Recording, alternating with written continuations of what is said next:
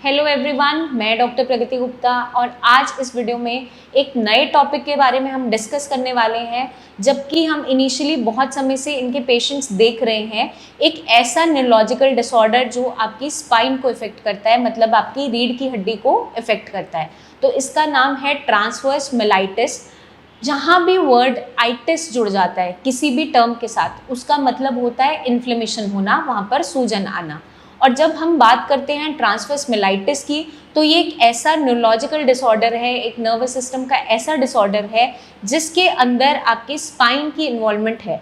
अब जो भी आपकी नर्व्स स्पाइनल कॉर्ड को बना रही है मिलकर, उनकी जो माइलिन शीथ है, मतलब उनकी जो कवरिंग है, वो हैम्पर होनी स्टार्ट हो जाती है और उस कंडीशन में आपकी जो स्पाइनल कॉर्ड है उस पर इन्फ्लेमेशन आनी स्टार्ट हो जाती है।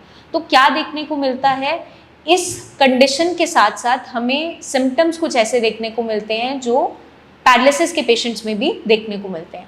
तो एक बार मेरे पास सबसे पहला जब पेशेंट आया था, मैंने उसकी हिस्ट्री ली और ऑनसेट उसका पूछा कि ये हुआ कैसे। तो उसने बोला, मैम अचानक से खेलते खेलते मेरे कमर में बहुत तेज़ दर्द हुआ, बहुत शूटिंग शार्प पेन हुआ और उसके बाद थोड़ी देर तक, जब तक मैं घर पहुंचा, मेरे कमर से नीचे का हिस्सा बिल्कुल सुन्न हो गया था और बिल्कुल मूवमेंट नहीं हो पा रही। तो जब भी कोई ट्रांसवर्स मिलाइटिस का पेशेंट आता है और हम उसकी हिस्ट्री लेते हैं, लगभग यही कॉमन ऑनसेट मिलता है। ये ऑल ऑफ अ सडन अचानक से हो जाता है और यंग एज के पेशेंट्स में बहुत इजीली देखने को मिलता है। 10 से 19 साल तक के बच्चों में, 30 से 40 तक की एज में ये बहुत ज़्यादा देखने को मिलता है, क्योंकि इस एज के अंदर ये बहुत ज़्यादा प्रेवलेंट देखने को मिल जाता है। तो जब भी ऐसे पेशेंट्स आते हैं, इनकी जब भी हमने हिस्ट्री ली, हमें सडन ऑनसेट देखने को मिला ही। अब जब हम इसकी लाइन ऑफ ट्रीटमेंट की बात करते हैं, जब अचानक से ऐसी कंडीशन तैयार होती है तो इसको डायग्नोज किया जाता है कि ये एक्चुअली में है क्या, क्योंकि लक्षण ये पैरालिसिस के दे रहा है और ऑल ऑफ अ सडन हुआ। तो जब भी आप डॉक्टर के पास जाएंगे इन्वेस्टिगेशंस के लिए, सबसे पहले वो आपका MRI करता है ब्रेन का, स्पाइन का, कि उसके अंदर कुछ दिखाई तो नहीं दे रहा, कुछ ऐसा पाया तो नहीं जा रहा, कोई इंजरी तो नहीं थी। या फिर कभी कभार हमें कुछ ऐसे इन्फेक्शंस मिलते हैं या ऑटोइम्यून डिजीज़ की तरह भी इसका ऑनसेट होता है, मतलब खुद की बॉडी की इम्यूनिटी ने खुद को ही फॉरेन बॉडी मानते हुए नुकसान पहुंचाना स्टार्ट कर दिया। तो इसके अंदर स्टीरॉइड्स दिए जाते हैं, कॉर्टिकोस्टीरॉइड्स दिए जाते हैं, जो इनिशियली इन्फ्लेमेशन को शांत करते हैं, मतलब इम्यूनिटी को सप्रेस करते हैं।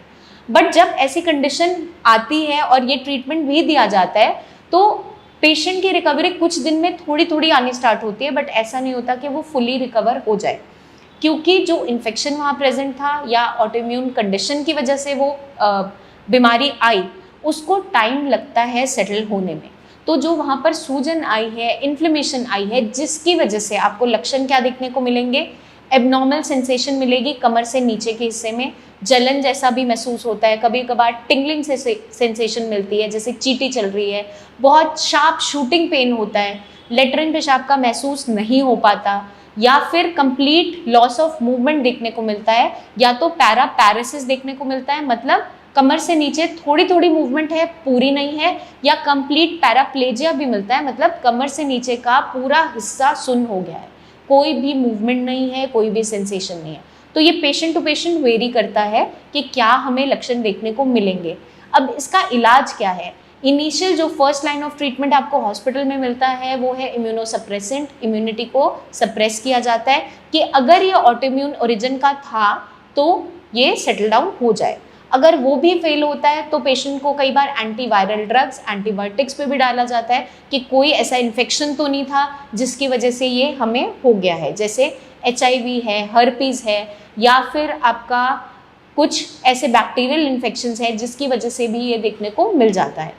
क्योंकि इसका जो कॉज है वो श्योरली क्लियरली नोन नहीं है, वो इडियोपैथिक इन नेचर है, मतलब कि किसी को भी इसका एग्जैक्ट कारण अभी तक नहीं पता। तो ये ऑल ऑफ अ सडन ऐसे ही देखने को मिलता है और इसकी रिकवरी भी हो जाती है, ऐसा नहीं है कि पेशेंट ठीक नहीं होता। हमें क्या ध्यान रखना होता है, जो आपकी स्पाइन पे इन्फ्लेमेशन आई है उसको with the help of rehabilitation, with the help of exercises, with the help of good diet, supplements और कुछ हर्बल मेडिसिन जो इन्फ्लेमेशन को कम करने में मदद करती है, वो आपको सपोर्ट करता है आपके आगे की रिकवरी में। तो मैं उम्मीद करती हूँ ट्रांसवर्स मिलाइटिस के बारे में आप काफ़ी हद तक समझ गए होंगे। अवेयर हो जाएंगे कि ये बीमारी होती क्या है, क्या लक्षण पाए जाते हैं, क्यों देखने को मिलती है, किस एज ग्रुप में देखने को मिलती है और कैसे हम इसे मैनेज कर सकते हैं। आपके कोई भी सवाल है इस बीमारी से जुड़े हुए तो नीचे दिए हुए कमेंट सेक्शन में कमेंट करके पूछ सकते हैं या नीचे दिए हुए नंबर्स पर टीम ऑफ डॉक्टर से डिस्कस कर सकते हैं, अपनी रिपोर्ट शेयर कर सकते हैं या अपनी प्रेजेंट कंडीशन की कोई वीडियो भी है आपके पास तो उसे भी आप भेज सकते हैं। जल्दी ही मिलेंगे हम आपसे नेक्स्ट वीडियोस में। तब तक के लिए अपना ध्यान रखिए। Take care.